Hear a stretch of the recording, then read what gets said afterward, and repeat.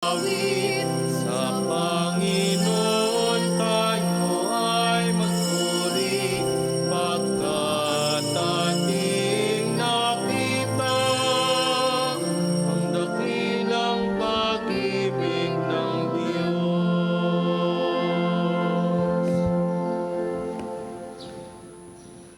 Sa ngalan ng Ama, ng Anak at ng Espiritu Santo. Amen. Ang pagpapala ng ating Panginoong Jesucristo, ang pag-ibig ng Diyos Ama, at ang pakikipagkaisa ng Espiritu Santo, naway sumainyong lahat.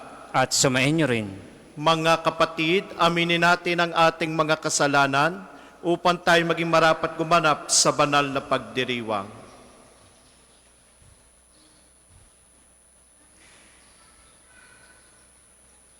Inaamin ko Sa makapangyarihang Diyos at sa inyo mga kapatid, na lubha akong nagkasala sa isip, sa salita at sa gawa at sa aking pagkukulang. Kaya sinasamo ko sa mahal na Birheng Maria, sa lahat ng mga anghel at mga banal, at sa inyo mga kapatid, na ako'y ipanalangin sa Panginoong ating Diyos. Kaawaan tayo ng makapangyarihan Diyos, patawarin tayo sa ating mga kasalanan at patnubayan tayo sa buhay na walang hanggan. Amen.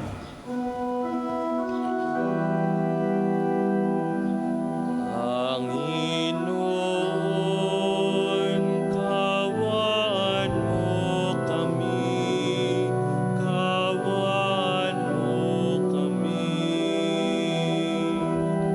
Panginoon, kaawaan mo kami, kaawaan mo kami.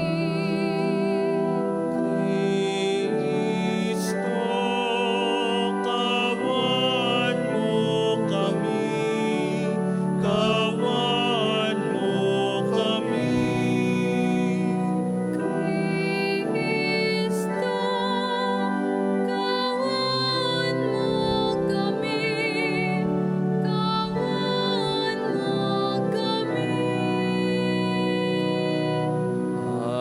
Panginoon, kaawaan mo kami, kaawaan mo kami.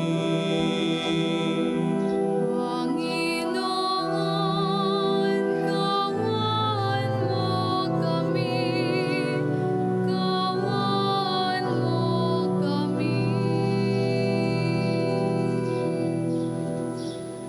Manalangin tayo.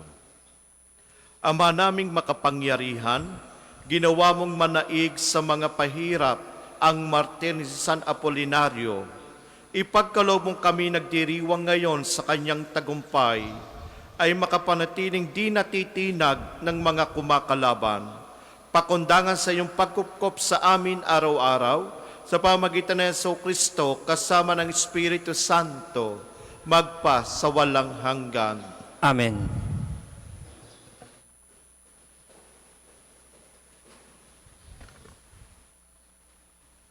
Pagbasa mula sa aklat ni Propeta Mikas. Pakinggan ninyo ang kaso ng Panginoon laban sa Israel. Tumindig ka, Panginoon, at ilahad mo ang iyong kaso. Bayaan mong marinig ng mga bundok at mga burol ang iyong sasabihin. Mga bundok at mga pundasyon ng sanlibutan, pakinggan ninyo ang sakdal ng Panginoon laban sa Israel na kanyang bayan. Sinasabi ng Panginoon, "Bayan ko, sagutin ninyo ako. Ano ba ang nagawa ko sa inyo? Naging pabigat ba ako sa inyo? Inialis ko kayo sa lupain ng Ehipto at tinubos sa pagkaalipin. Sinugo ko sa inyo sina Moises, Aaron at Miriam upang kayo'y pangunahan. Ano ang dapat kong dalhin sa aking pagsamba sa Panginoon na Diyos ng kataas-taasan? Magdadala ba ako ng guyang 1 taon ang gulang bilang handog na susunugin sa kanyang harapan? Malugod kaya ang Panginoon kung siya'y handugan ko ng libo-libong tupa o walang katapusang agos ng langis ng ulibo. Matuwa kaya siya kung ihandog ko sa kanya ang aking anak na panganay, ang laman ng aking laman bilang kabayaran ng aking mga kasalanan. Itinuro na niya sa iyo, o tao, kung ano ang mabuti. Ito ang nais ng Panginoon, maging makatarungan ka sa lahat ng bagay. Patuloy mong ibigin ang iyong kapwa at buong pagpapakumbabang sumunod sa iyong Diyos. Ang salita ng Diyos. Salamat sa Diyos. Salmong tugunan, ang masunurin sa Diyos ay sasagipin niyang lubos. Ang masunurin sa Diyos ay sasagipin niyang lubos. Ang lahat ng matatapat na lingkod ko ay tipunin. Silang tapat sa tipan ko't naghahandog niyong hain. Ang buong kalangitay naghahayag na ang Diyos, isang hukom na matuwid, kung humatol ay maayos. Ang masunurin sa Diyos ay sasagipin niyang lubos. Hindi ako nagagalit dahilan sa inyong handog, ni sa inyong mga haing sa dambanay sumusunog. Bagaman ang mga turoy hindi ko na kailangan, maging iyang mga kambing at ang inyong mga kawan. Ang masunurin sa Diyos ay sasagipin niyang lubos. Bakit ninyo inuusal yaong aking mga utos? At bakit ang paksa ninyo ay sa tipan natutungod? Pag kayo ay tinutuwid, agad kayong napupuot. At niayaw na tanggapin yaong aking mga utos. Ang masunurin sa Diyos ay sasagipin niyang lubos. Kahit ito ay ginawa, hindi kayo alumana. Kaya naman ang akala, kayo't ako'y magkaisa. Ngunit ngayon, panahon ng kayo'y aking pagwikaan, upang inyong maunawa ang ginawang kamalian. Ang parangal na nais ko na sa aking ihahain ay handog ng pasasalamat, pagpupuring walang maliw. Akin namang ililigtas ang lahat na masunurin. Ang masunurin sa Diyos ay sasagipin niyang lubos. Magsitayo po lahat.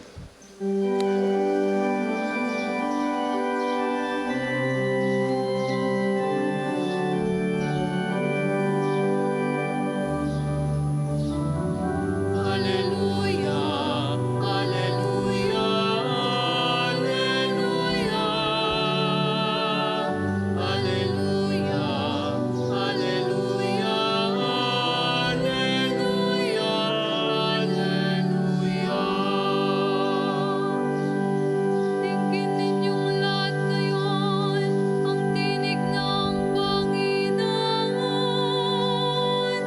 sa loob ng mahinahon.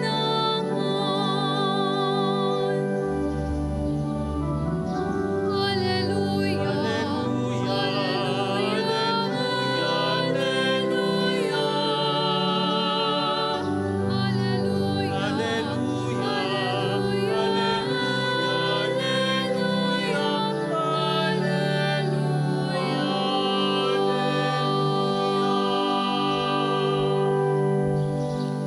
Sumainyo ang Panginoon, At sumain niyo rin.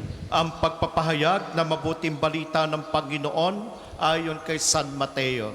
Papuri sa iyo, Panginoon. Noong panahong iyon, sinabi ng ilang iskriba at pariseyo kay Jesus, Guro, maaari po bang pagpakitaan ninyo kami ng tanda mula sa langit? Sumagot si Jesus, lahing masama at di tapat sa Diyos. Naghahanap kayo ng tanda, ngunit walang ipakikita sa inyo, maliban sa palatandaang inilalarawan ng nangyari kay Propeta Jonas.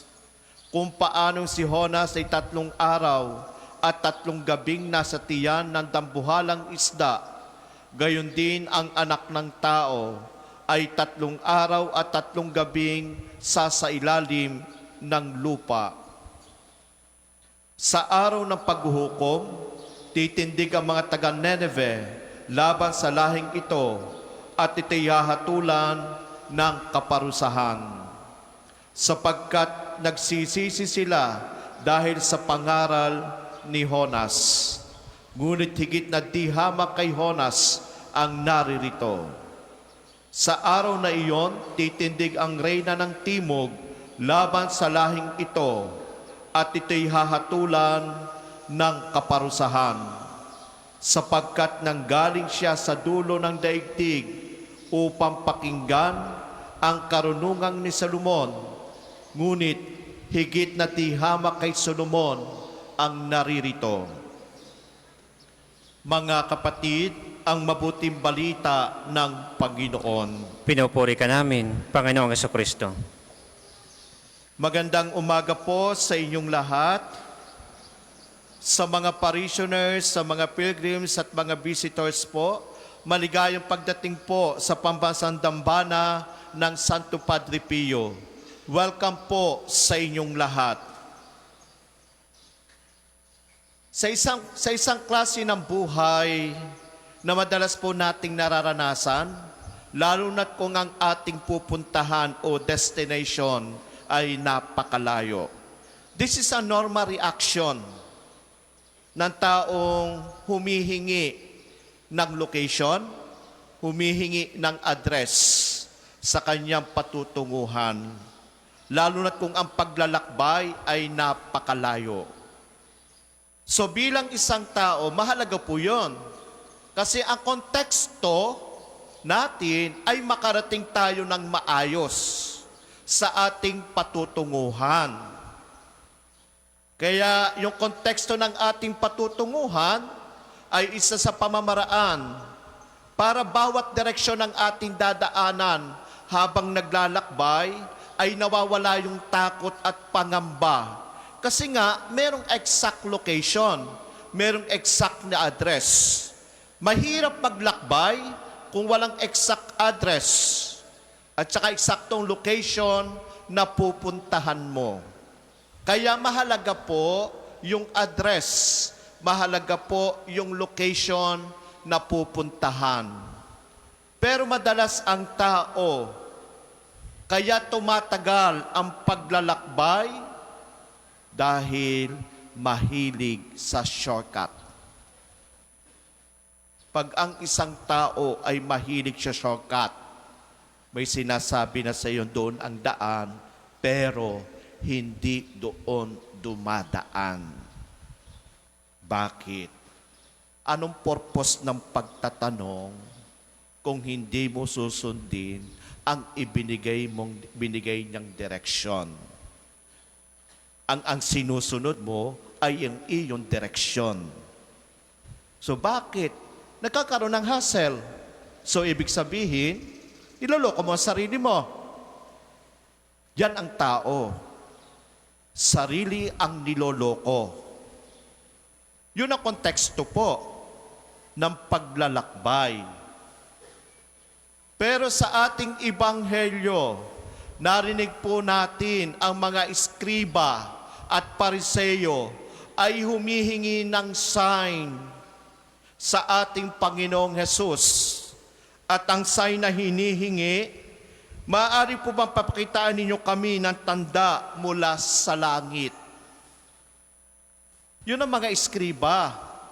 Yun ang mga pariseyo. Yun ang konteksto. Kasi ang konteksto ng ating ebanghelyo ay malayo sa konteksto ng ating paglalakbay sa pupuntahan po natin.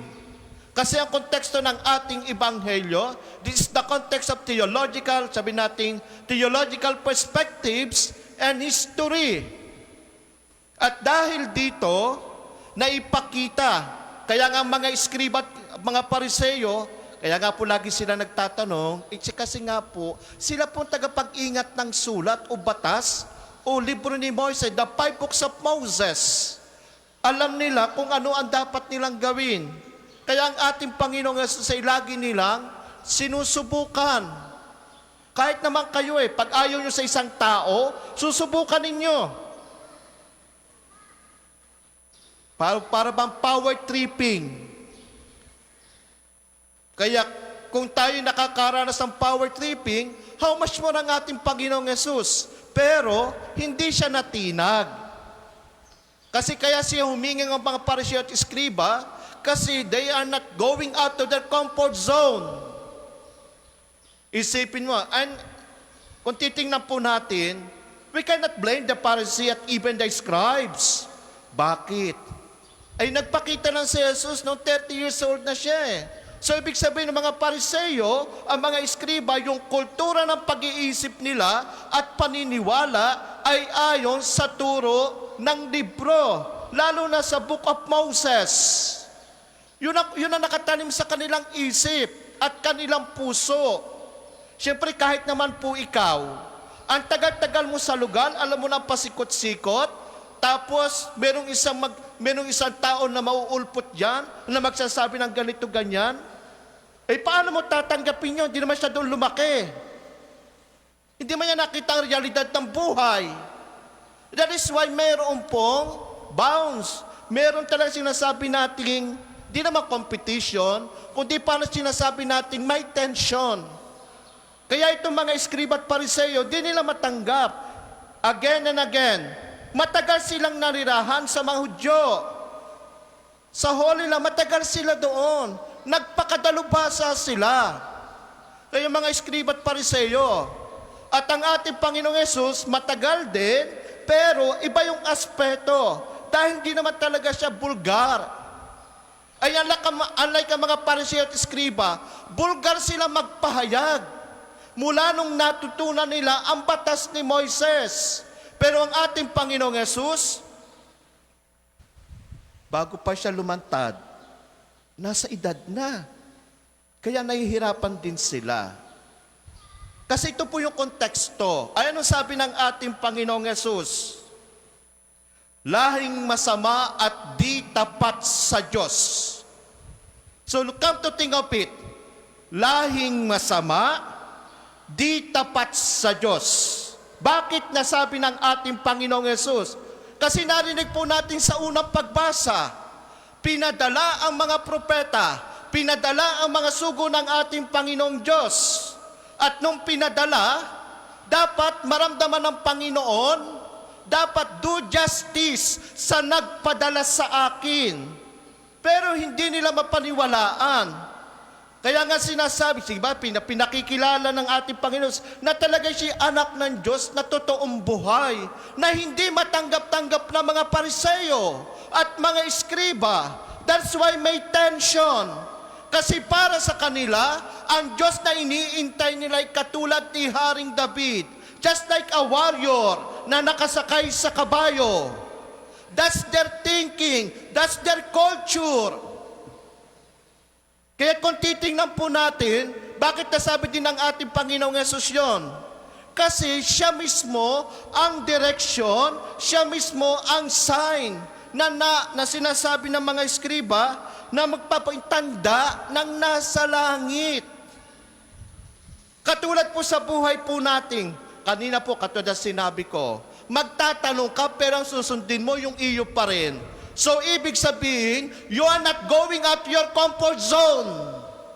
If you are not going to go out to your comfort zone, magkakaroon talaga ng hassle. That is why, umalis tayo. Bakit nakatulong? Why are you always stay on there? Ay kasi nga, matigas ang ulo. Ganon ang tao. Bakit tayo humingi ng sign sa lang? Pag nagdasal tayo, Panginoon, bigyan niyo po ako ng sign kung dito ba ako o hindi. Panginoon, ito panalangin ko yung sign. Parang doon ba ko o... So marami tayo hinihinging sign. So bakit ka humihingi ng sign? Isa lang ibig sabihin, bakit ka humingi ng sign? Kasi takot ka. Takot na takot ka. At sobra ng hassle ang nararamdaman mo. That's why you ask a sign from God. So ibig sabihin, Wala tayong pagkakaiba sa mga eskriba at pariseyo. Pero kung titingnan po natin, come to think of it, sa ating pagdinilay, mula sa lumang tipan nga ipinadala ang mga taong pinili ng ating Panginoon. Kasi nga sa mga konteksto ng mga pariseyo at mga Hudyo, imposible nilang makita in person ang Diyos. Bakit? From the Jewish culture, from the Jewish believer, pag nakausap mo na ang Diyos, ikaw ay patay na. So yun ang isip, yun po ang kultura nila. That's why hirap na hirap sila. Pero ang kagandahan po ng ating Panginoong Jesus, ang lalim ng kanyang pag-intindi at pang-unawa sa kanila. Bakit? Ay kapatid niya mga Hudyo Take note, even Jesus Christ is a Jewish. So alam niya ang kultura. And you always remember, di lang siya Diyos, kundi totoong tao. Nakipamuhay. Bakit totoong tao? May nanay Anak siya So kung titingnan po natin sa ating buhay, ganon din po. Sino ba puprotektahan mo? Ay siyempre yung kadugo mo. Kaya ang ating Panginoon pinoprotektahan din kanyang mga kapatid. Pero pagdating sa pananampalataya, unti-unti nagkakaroon ng paradigm shift ang isip ng mga Hudyo. That is why nahihirapan siyang, sabihin po natin, nahihirapan siyang maakit ang mga Hudyo. Lalo na mga may mataas na pinag-aralan. Lalo na yung mga tagapangalaga ng batas. Medyo masakit yun sa kanila. Pero ang Panginoon, patuloy siyang nagbibigay ng pag-asa at patuloy siyang ipinakikilala na ang paghahari ng Diyos sa lupa. At doon ay padama ng ating Panginoon. Sabi nga, ano ba yung mga sign na hiningi? Maliban kay Propeta Jonas, tatlong araw, 3 gabi sa dampuhalang isda. At hinalintulad ng ating Panginoong Yesus noong siya'y namatay. 3 araw, 3 gabi sa ilalim ng lupa. At yun ang espiritu ng pagkatao ni Kristo. Namatay siya. Kaya si Propeta Jonas, noong mawala ng 3 days at 3 nights sa dambuhalang isda, pinadala siya ng ating Panginoon para mangaral. At every time na nangangaral si Propeta Jonas, takot na takot ang mga tao. Kaya maraming nagbalik sa pananampalataya sa ating Panginoong Diyos. Ganon din ang ating Panginoong Yesus. Nung muli siyang nabuhay, maraming nagbago sa mga Hudyo.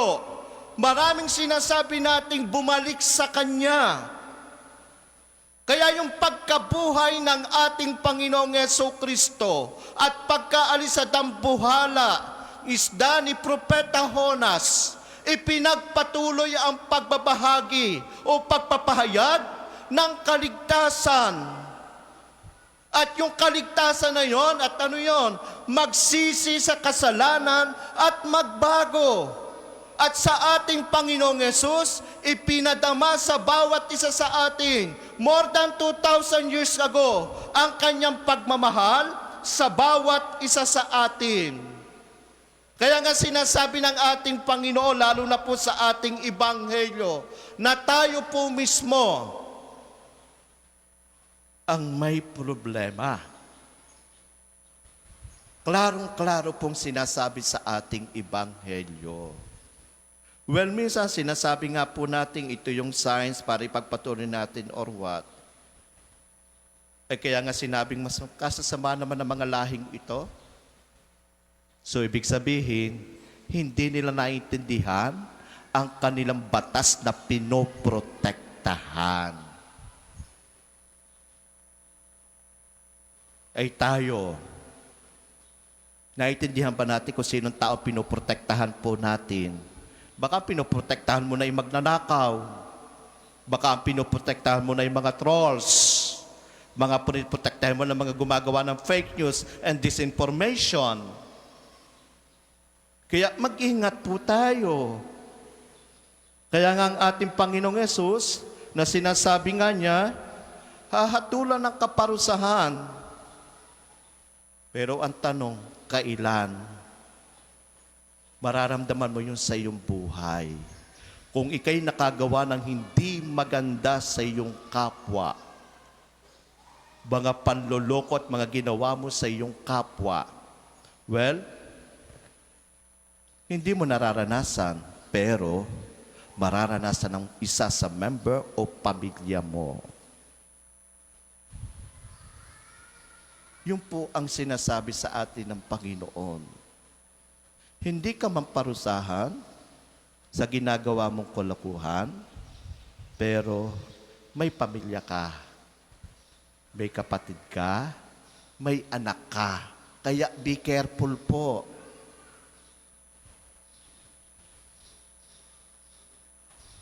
Kaya ang ating Panginoong Hesus, na laging sinasabi sa atin, we need to go out to our comfort zone. Mahirap po yung buhay pag ganon. Kaya, stay connected lang po sa Panginoon kahit maraming mga pagsubok. Mahirap kalaban ang mundo, pero malalampasan natin ang unos at hamon ng mundo.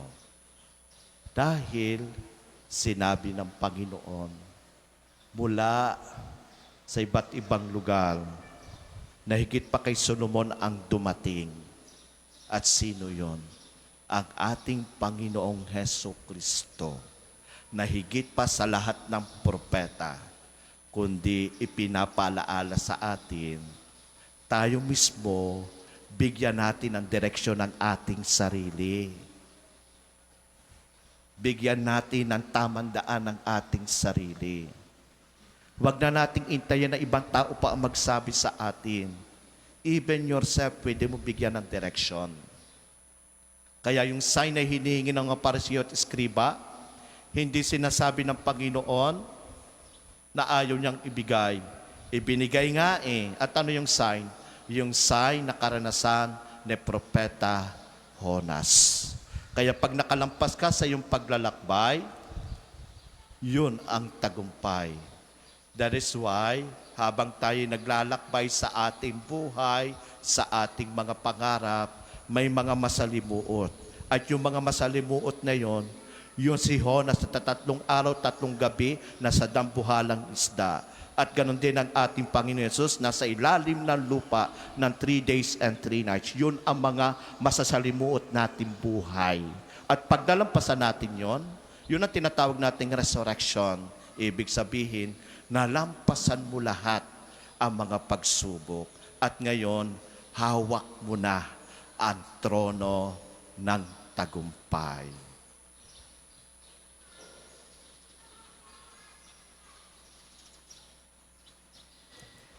Para po sa mga maghahandog ng sobre, pakihulog na lamang po sa buslo.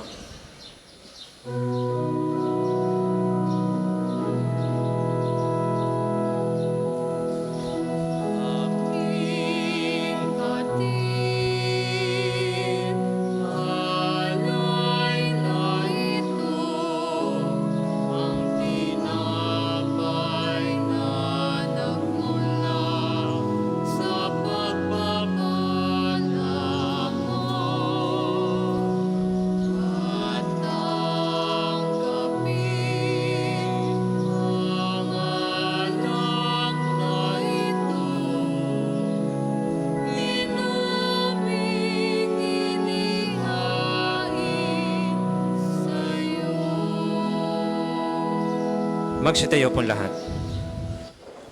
Manalangin kayong mga kapatid o papaghahain natin kalugdan ng Diyos, amang makapangyarihan. Tanggapin nawa ng Panginoon itong paghahain sa iyong mga kamay, sa kapurihan niya at karangalan sa ating kapakinabangan at sa buong sambayanan niyang banal. Manalangin tayo. Ama naming lumikha, pakabanalin mo at basbasan ang mga alay na nakahanda upang paalabin nito ang aming diwa sa ningas ng pag-ibig mo na nagdulot ng tagumpay sa pagpapakasakit ni San Apolinario sa pamagitan ng Jesucristo kasama ng Espiritu Santo magpa sa walang hanggan. Amen. Sumainyo ang Panginoon. At sumain niyo rin. Itaas sa Diyos sa inyong puso at diwa. Itinaas na namin sa Panginoon. Pasalamatan natin ang Panginoong ating Diyos. Marapat na siya ay pasalamatan. Ama naming makapangyarihan, turingang marapat na ikaw ay aming pasalamatan. Ngayon aming kagalakan na si San Apolinario ay parangalan. Siya'y kapanalig naming may paninindigan na ikaw ay pahayag kahit siya'y mamatay, sapagkat minarapat mong kanyang matularan ang iyong anak na naggain ng sariling buhay, tulad na naganap na sa iyong anak, ang dugo ng mga martir ay dumanak, hindi dahil sa katatagang likas, kundi dahil sa iyong bigay na lakas. Kaya kaysa ng mga anghel na nagsisiawit ng papuri sa iyo, na walang humpay sa kalangitan, kami nagbubunyi sa iyong kadakilaan.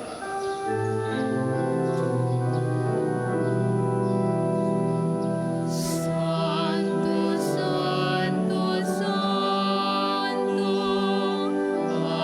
Panginoong Diyos, napupuno ang langit at lupa ng kadakilan mo.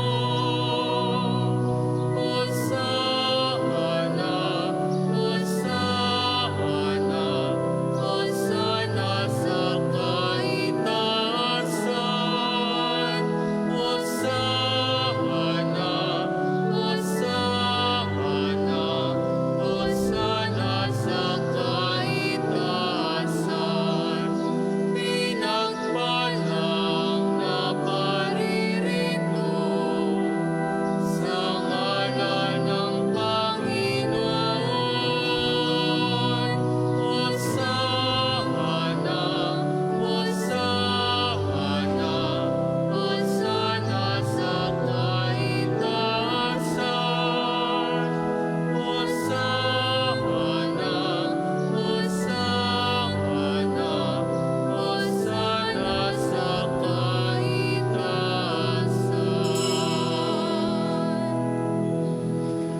Ama naming banal, ikaw ang bukal ng tanang kabanalan. Kahit sa pamagitan ng iyong Espiritu, gawin mong banal ang kaloob na ito upang para sa amin maging katawan at dugo ng aming Panginoong Heso Kristo. Bago niya pinagtiisan ko sa loob na maging handog, hinawakan niya ang tinapay, pinasalamatan kanya. Pinagati-hati na iyon, iniabot sa kanyang mga alagad at sinabi, tanggapin ninyo lahat ito at kanin. Ito ang aking katawan na ihahandog para sa inyo.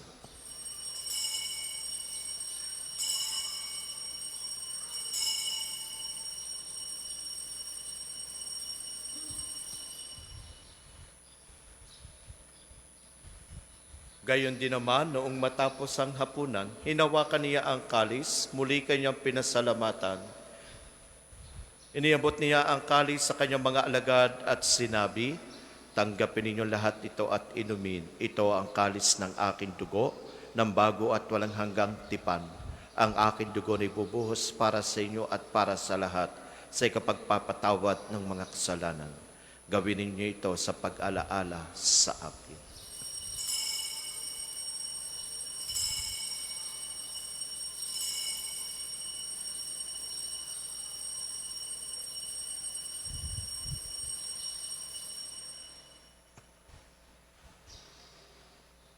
Ipagbunyi natin ang misteryo ng pananampalataya. Si Kristo'y namatay, si Kristo ay nabuhay, si Kristo'y babalik sa wakas ng panahon. Ama, ginagawa namin ngayong pag-alaala sa pagkamatay at muling pagkabuhay ni iyong anak. Kaya tinaalay namin sa iyo ang tinapay na nagbibigay buhay at ang kalis na nagkakaloob ng kaligtasan. Kami nagpapasalamat dahil kami yung minarapat at tumayo sa harap mo para maglingkod sa iyo. Isinasamo namin kami magsalo-salo sa katawan at dugo ni Kristo ay mabuklod sa pagkakaisa sa pamamagitan ng Espiritu Santo. Ama, lingapin mo yung simbang naganap sa buong daigdig. Puspusin mo kami sa pag-ibig. Kaisa ni Leon ng aming Papa at ni Gilbert na aming Obispo at ng Tanang Kaparian. Alalahanin mo rin ang mga kapatid naming nahimlay na may pag-asang sila'y muling mabubuhay, gayon din ang lahat ng mga pumanaw. Kaawaan mo sila at patuloyin sa iyong kaliwanagan. Kaawaan mo at pagindapati kaming lahat na makasalo sa iyong buhay na walang wakas. Kaysa na mahal na Birheng Maria na ina ng Diyos, ni San Jose na kanyang kalisinisang esposo, kaysa ng mga apostol at ng lahat ng mga banal na namuhay dito sa daigdig ng kalugod-lugod sa iyo, may pagdiwang nawa namin ang pagpupuri sa ikararangal mo sa pamamagitan ng anak na aming Panginoong Heso Kristo. Sa pamamagitan ni Kristo, kasama niya at sa Kanya, ang lahat ng parangal at papuri ay sa iyo, Diyos samang makapangyarihan, kasama ng Espiritu Santo, magpas sa walang hanggan. Amen, amen, amen.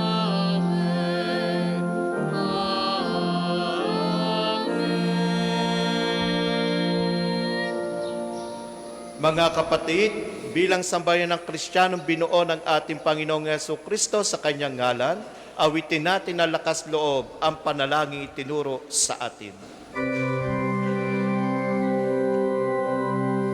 Ama namin, sumasalangit ka, sambahin ang ngalan mo. Mapasa amin ang kaharian mo, sundin ang loob mo dito sa lupa para nang sa langit. Bigyan mo kami ngayon ng aming kakanin sa araw-araw. At patawarin mo kami sa aming mga sala para ng pagpapatawad namin sa nagkakasala sa amin. At huwag mo kaming ipahintalan sa tukso at iadya mo kami sa lahat ng masama.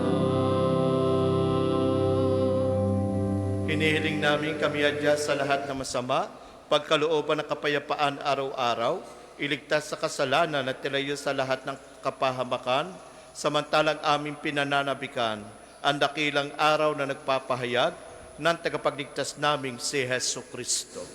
Sapagkat iyong ang kaharian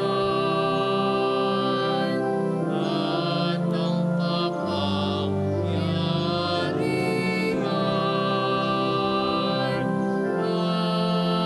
at ang kapurihan magpakailanman. Amen. Panginoong Heso Kristo, sinabi mo sa iyong mga apostol, kapayapaan ang iniiwan ko sa inyo.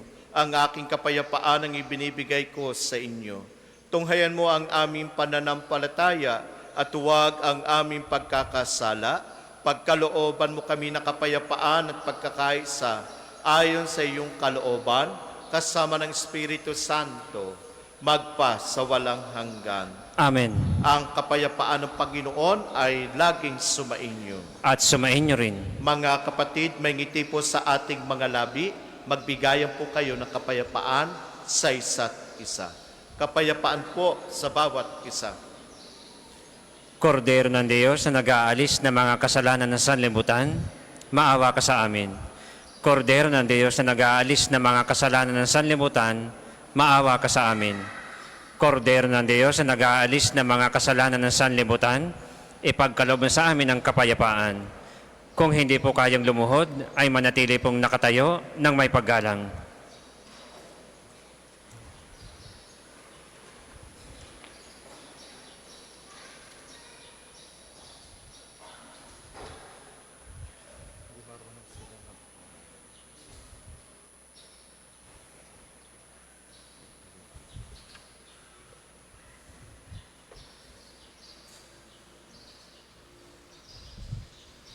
Mga kapatid, itong ating Panginoong Heso Kristo, ang katawan at dugo. Ito ang kordero ng Diyos, ito nag-aalis ng mga kasalanan sa libutan, mapalad ang inaanyayahan sa kanyang piging.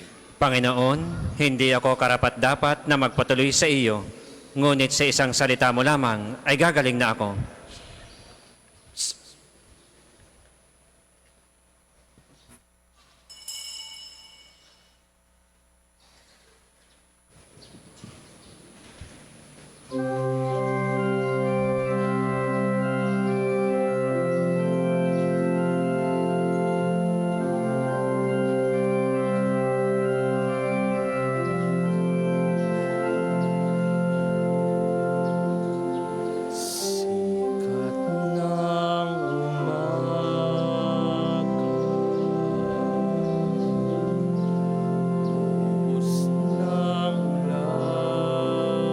Titiwala kay Santo Padre Pio. Padre Pio, taga Pietrelcina, mongheng banal, pintakasing santo ng milenyong kasalukuyan, gabay namin sa pagtahak sa landasing makalangit, takbuhan sa pangangailangan, huwaran ng pagtitiis. Sa iyo namin inilalapit aming mga kagipitan, sa iyo po ibinibilin kalusugan at kabuhayan. Banggitin ng tahimik ang mga personal na kahilingan.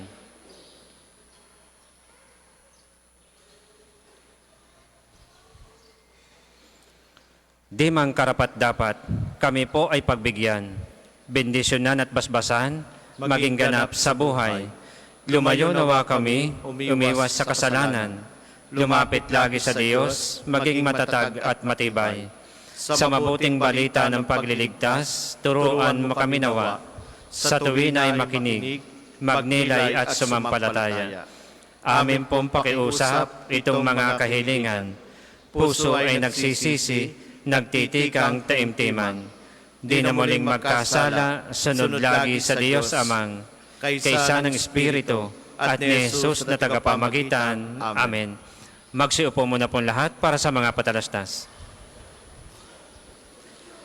Una, sa inyong pagdalaw sa pambansang dambana, mangyaring pakaingatan ang inyong mga personal na gamit. Hangad namin ang isang matiwasay at maayos na pagbisita sa National Shrine. Ikalawa, nais po naming ipagbigay alam sa inyo na ang Padre Pio Healing Bundle ay available sa ating mga tindahan. Ang langis na kasama nito ay may halo ng langis na mula sa puno ng olibo na binasbasan ni Padre Pio nung siya'y nabubuhay pa. Naway magindaan ang ating Healing Bundle sa pagkakamit ng kagalingan mula sa Diyos. Ikatlo, inaanyayahan ang lahat ng nagnanais maging kasapi ng Konpradiya ni Santo Padre Pio, isang samahan na nangunguna sa pagdarasal at debosyon sa Kanya. Kayo po ay makapag-ugnayan lamang sa ating opisina para sa pagpapalista at mga detalye. Ikaapat, sa darating na July 23 ay araw ng pagpapagaling ng Panginoon sa pamamagitan ni Santo Padre Pio. Ang mga oras ng Healing Mass at Healing Liturgy na may paggagawad ng langis ay sa 9 ng umaga at 5 ng hapon. Kayo at ang inyong mga may sakit ay inaanyayahan. Kaugnay po nito mula 8 ng umaga hanggang 3 ng hapon, patuloy nating ipagkakaloob sa inyo ang iba pang mga gawain ng pagpapagaling tulad ng spiritual counseling direction, medical assistance, legal counseling, psychological support, family and marital counseling, feeding program, dental services at acupuncture. Layunin nating magkaroon ng pangkalahatang kagalingan, lalo't higit ang mga kapatid nating mahihirap at kapuspalad. Sa mga lubos na nangangailangan ng pagkonsulta, kayo po ay makapag-ugnayan sa opisina ng parokya. Ang susunod pong misa ay sa ganap na 12 ng tanghali. Maraming salamat po at mangyaring panatilihin natin ng kalinisan katahimikan at diwa ng pananalangin sa loob at labas ng ating mga simbahan. Magsitayo na po lahat para sa pagbabasbas ng religious articles.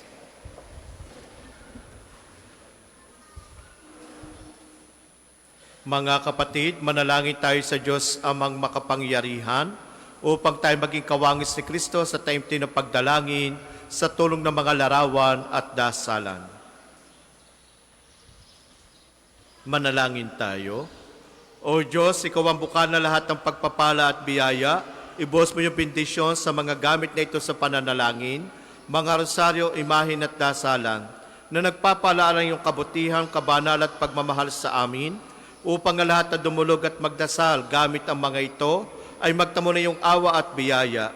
Lobin mong tularan namin ang kabanal at aral ni Kristo at ng mga santo, magpas sa walang hanggan. Amen.